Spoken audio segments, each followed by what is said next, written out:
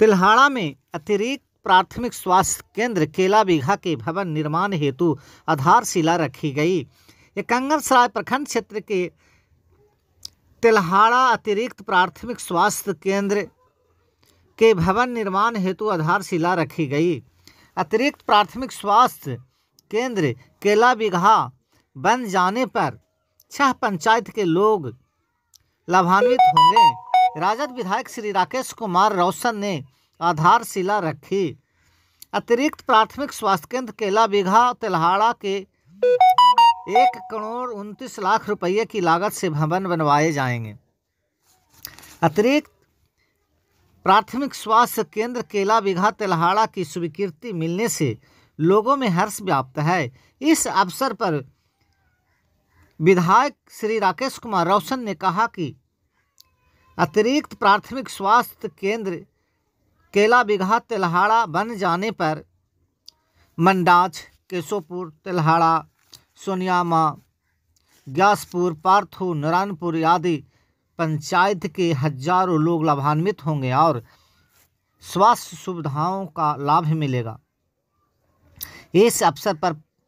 राजद प्रखंड अध्यक्ष बलिराम मिस्त्री, श्रीदेवी, आज़ाद प्रसाद, दिनेश प्रसाद उर्फ जॉर्ज, समाज सेवी राजीव प्रसाद सिंह,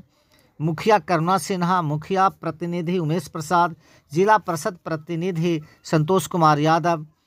शोभी यादव, राम कुमार बुकाडिया, एकंगरसराय राजद युवा प्रखंड अध्यक्ष धीर गोप, कपूर यादव, नवीन कुमार, सुधीर कुमार, उप मुखिया मनोज प्रसाद, मुखिया नसीब लाल, प्रमोद यादव, मुखिया मदन प्रसाद, एकंगरसराय चिकित्सा प्रभारी अनिल कुमार भारती, डॉक्टर रसिका सहाय, डॉक्टर परवेज आलम, प्रखंड स्वास्थ्य प्रबंधक हेमंत कुमार शर्मा, पूर्व मुखिया अवधेश गुप्ता, तिल्हाड़ा थाना अध्यक्ष चंदन कुमार सहित दर्जनों लोग उपस्थित रहे। शिलान्यास समारोह के अवसर पर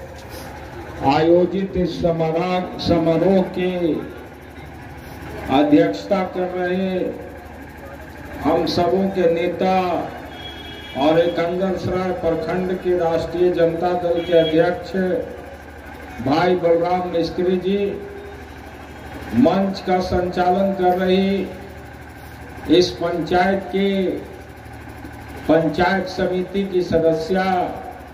महिला नेत्री आदरणीय श्रीमती श्रीदेवी जी, मंच पर बैठे हुए हम लोगों के साथी और इस इलाके के जिला परिषद के प्रतिनिधि संतोष जी, एकंगरसराय नगर पंचायत के उपाध्यक्ष के प्रतिनिधि और सामाजिक कार्यकर्ता राजीव जी, हमारे बड़े भाई और इस एकंगरसराय के मुखिया संघ के अध्यक्ष मदन मुखिया जी, प्रमोद जी, दिनेश प्रसाद जी, आबिद हुसैन साहब, योगेंद्र प्रसाद उर्फ दारा सिंह जी, केशोपुर के मुखिया प्रतिनिधि उमेश प्रसाद जी, शोभी यादव जी, चारू सोनार जी, यहाँ के पूर्व मुखिया और एक ओजस्वी वक्ता भाई अवधेश मुखिया जी, हमारे बड़े भाई सुरेश प्रसाद जी, महेंद्र बिंद जी, विद्यानंद चौधरी जी जो केशोपुर पंचायत के राष्ट्रीय जनता दल के अध्यक्ष हैं, शैलेंद्र जी पूर्व सरपंच साहब, सरजू बाबू रुचनपुरा, सरजू बाबू वकील साहब, शैलेंद्र कपूर जी, जनार्दन मास्टर साहब, हमारे अभिभावक और बड़े भाई आदरणीय लक्ष्मी बाबू, रवीश जी, युवा राजद के नालंदा जिला के उपाध्यक्ष श्याम यादव जी, एकंगरसराय प्रखंड राष्ट्रीय जनता दल युवा के अध्यक्ष भाई धीरू यादव जी, इस पंचायत के राष्ट्रीय जनता दल के अध्यक्ष मनोज यादव जी, अनिल जी, उमेश जी, मुखिया प्रतिनिधि केशोपुर, हमारे अभिभावक और पुराने साम्यवादी नेता अर्जुन बाबू, जोगेंद्र नेताजी, नसीबी मुखिया जी, सरकारी अस्पताल एकंदर सराय के प्रभारी डॉक्टर भारती जी, तिल्हाड़ा अस्पताल के प्रभारी डॉक्टर श्रीमती रस्का जी, प्रिंट एवं इलेक्ट्रॉनिक मीडिया के साथियों, मंच पर बैठे हुए सभी सामाजिक और राजनीतिक कार्यकर्तागण और इस कार्यक्रम में उपस्थित हमसे उम्र में बड़े हमारे पिता तुल्य अभिभावकगण, हम उम्र भाइयों, माताओं और बहनों, भाइयों, बहुत देर से कार्यक्रम चल रहा है और हमारे बोलने के पहले हमारे सारे साथियों ने सारी बातों की तरफ अपना विचार प्रकट करने का काम किया है, चाहे वो राजनीतिक मुद्दा हो, बिहार का विकास का सवाल हो, स्थानीय समस्या का निराकरण हो, सारी बातों के बारे में सब लोगों ने बोला है। इसलिए मेरे लिए तो कुछ बोलने के लिए बचा ही नहीं है। फिर भी मैं जब यहाँ आया हूँ तो आपसे मुखातिब होने के लिए जब आया है तो कुछ अपना उद्गार एक जनप्रतिनिधि के नाते निश्चित रूप से आपके सामने व्यक्त करना चाहते हैं। भाइयों, आप सभी जानते हैं कि अभी बिहार के अंदर जो महागठबंधन की सरकार चल रही है, जिसके मुखिया देश के प्रखर समाजवादी नेता आदरणीय श्री नीतीश कुमार जी कर रहे हैं और जिनके संरक्षण में ये सरकार चल रही है, देश के गरीबों, दलितों, पिछड़ों, अकिलियतों की आवाज आदरणीय श्री लालू प्रसाद यादव जी और उनके वाहक के रूप में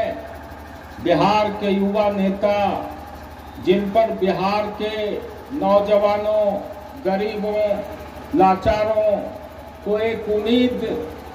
जगी है, भाई तेजस्वी प्रसाद यादव जी। इन लोगों के नेतृत्व में जो बिहार में महागठबंधन की सरकार चल रही है, ये सरकार न्याय के साथ विकास के रास्ते पर आगे बढ़ने का काम कर रही है और समाजवादी आंदोलन का जो स्वरूप इस देश के अंदर हमारे पुरखों ने तय किया था कि सामाजिक आंदोलन जो है वह तब तक सफल नहीं होगा जब तक कि समाज में गैर बराबरी, समाज के अंदर गरीबी और अमीरी का भेदभाव, छुआछूत का भेदभाव, धर्म और मजहब का भेदभाव नहीं मिटेगा, तब तक हम जो कल्पना हमारे पुरखों ने किया था, चाहे वो डॉक्टर राम मनोहर लोहिया हो, आदरणीय स्वर्गीय जयप्रकाश नारायण जी हो, इन लोगों ने जो नींव डाली थी वो नींव पूर्ण रूप से सफल नहीं हो सकता। इसलिए ये सरकार लगातार प्रयत्नशील है कि समाज में अंतिम पंक्ति में जो व्यक्ति बैठा हुआ है उसको समाज के मुख्य धारा में कैसे जोड़ा जाए, जिससे कि सबका सर्वांगीण विकास हो। और जब तक सबका विकास नहीं होगा तब तक देश और समाज का विकास का कल्पना नहीं किया जा सकता। सबके विकास के लिए जो समाज की बुनियादी आवश्यकता है, चाहे वह शिक्षा की आवश्यकता हो, स्वास्थ्य की आवश्यकता हो, रोजगार की आवश्यकता हो, जब तक इन कामों को हम पूरा नहीं करेंगे, अंजाम नहीं देंगे, मंजिल तक नहीं पहुंचाएंगे, तब तक हमारा जो संकल्प है सामाजिक न्याय का, सांप्रदायिक सद्भाव का, देश के तरक्की का,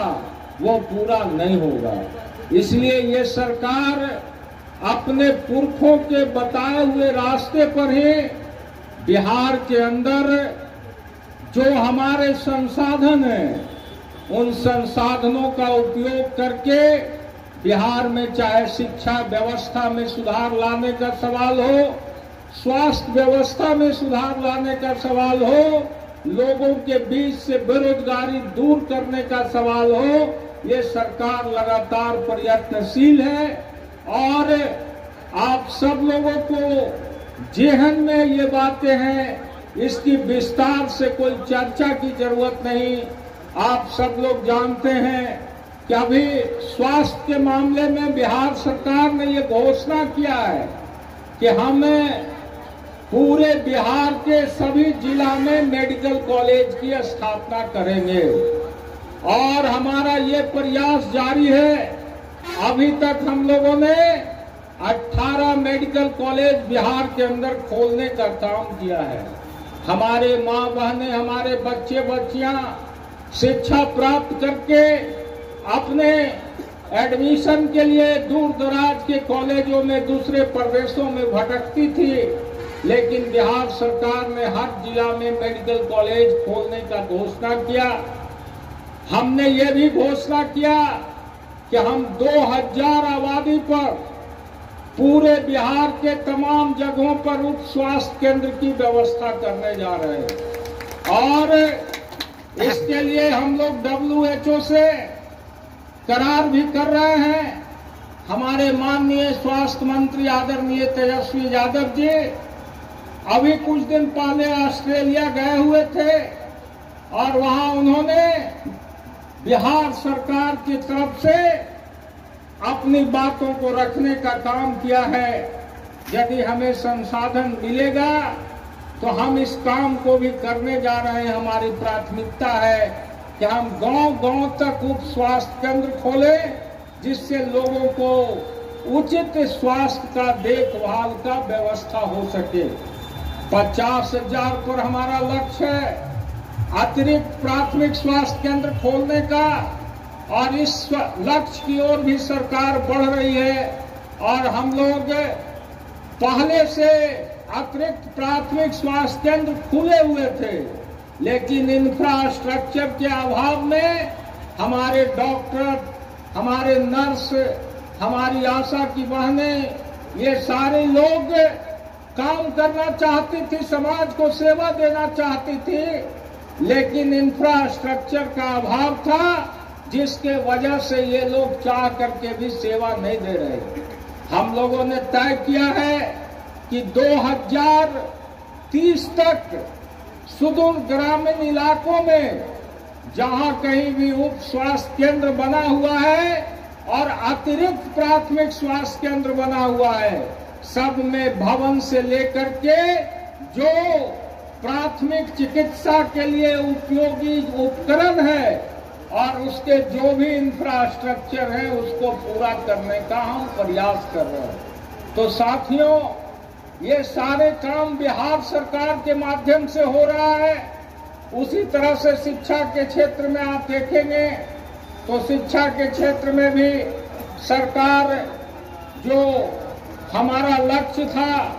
उस लक्ष्य को प्राप्त करने के लिए हम चाहते हैं कि इस बिहार जैसे प्रदेश में 100% साक्षरता हो और हम लगभग 80% साक्षरता की दर को अभी तक प्राप्त कर चुके हैं। 20% साक्षरता की दर को प्राप्त करना है। इसके लिए विद्यालयों के अंदर जो कमी है,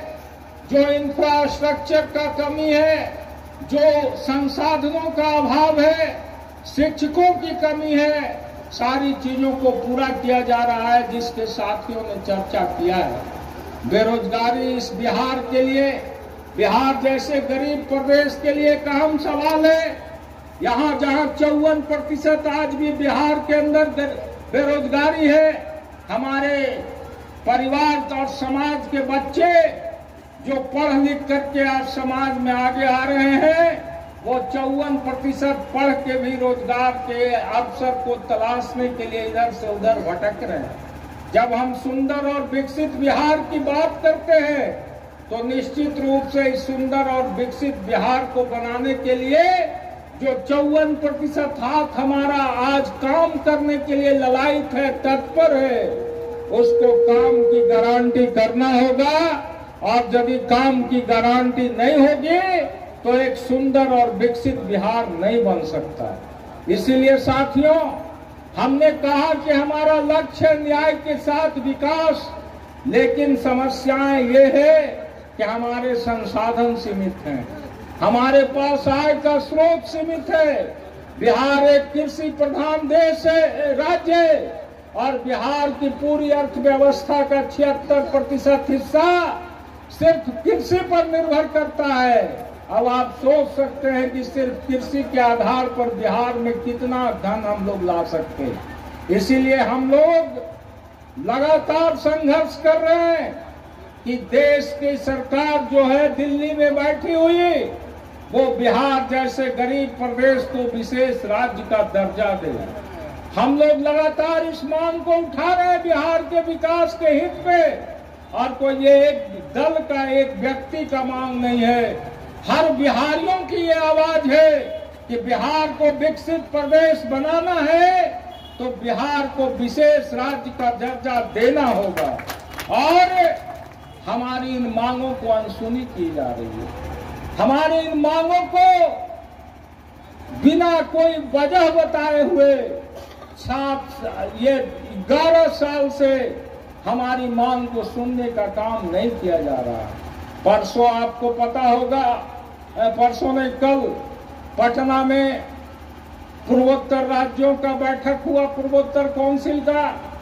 कोई मुख्यमंत्री बैठक में नहीं आया, सिर्फ बिहार का मुख्यमंत्री बैठक में गए और वहां भी इन्होंने बुलंदी के साथ इस बात को कहा कि पाटलिपुत्र की धरती पर यदि आप आए हैं तो बिहार की जनता आपसे अपेक्षा रखती है कि बिहार में आप बिहार को विशेष राज्य का दर्जा दीजिए। इसलिए साथियों, हम विशेष राज्य का दर्जा का मांग करते। हम कहते कि जिसकी जितनी समाज के अंदर हिस्सेदारी है उसको उतना भागीदारी मिलना चाहिए। बिहार सरकार ने जातीय गणना करवाया और जातीय गणना करा करके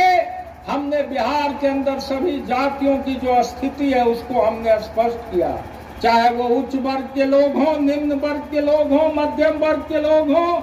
गरीब परिवार के लोग हों, सबको हम लोगों ने रेखांकित करने का काम किया। और रेखांकित करके हमने कहा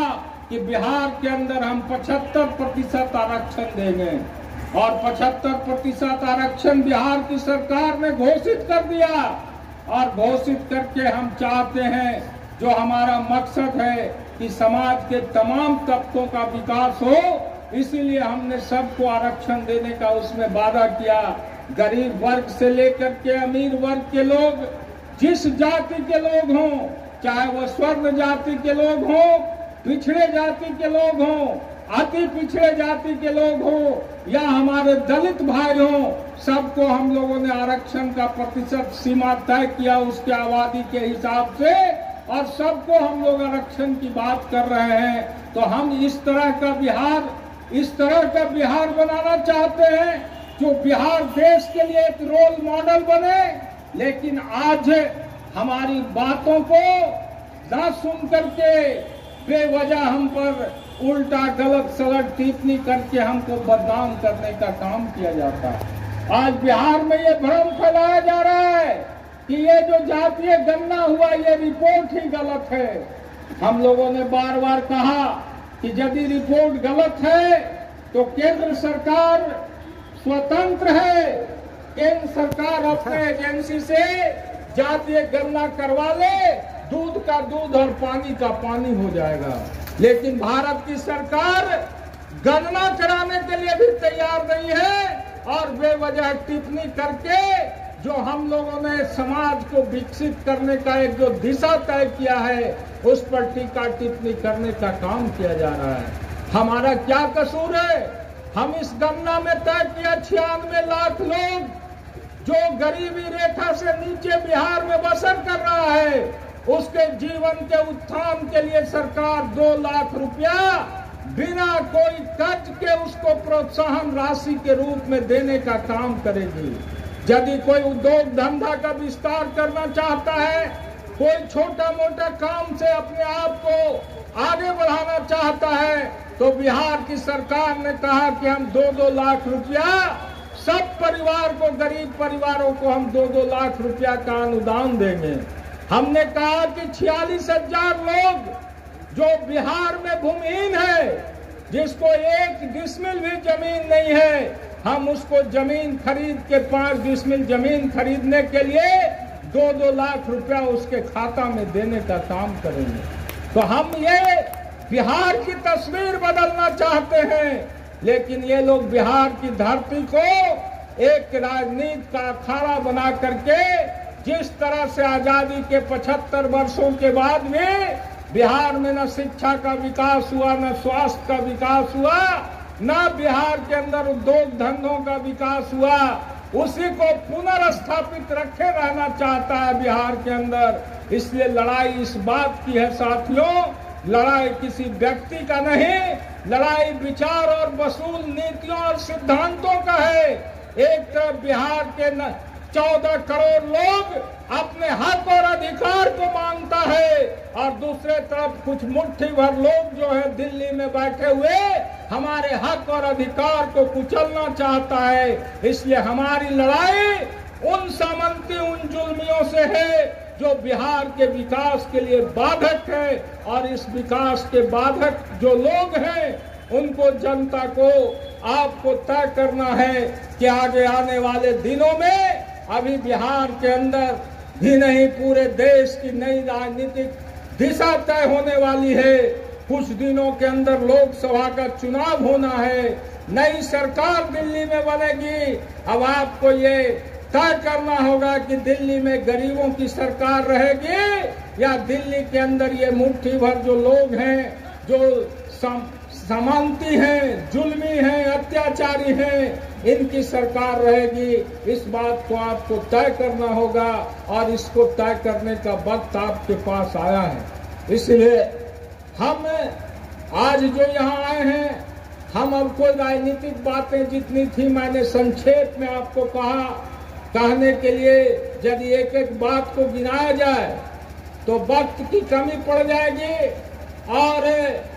हम ऐसे भी नेता हैं और पेशा से भी अधिवक्ता हैं, दोनों बोलने का ही काम है हमारा। इसलिए बोलने में तो हमको अच्छा ही लगता है, लेकिन समय की भी पाबंदी है, समय को भी देखना है। इसलिए साथियों, हम अब आपके सामने आज जिस मकसद से आए हैं उसकी कुछ रूपरेखा झलक दे करके मैं अपनी बात समाप्त करना चाहूंगा।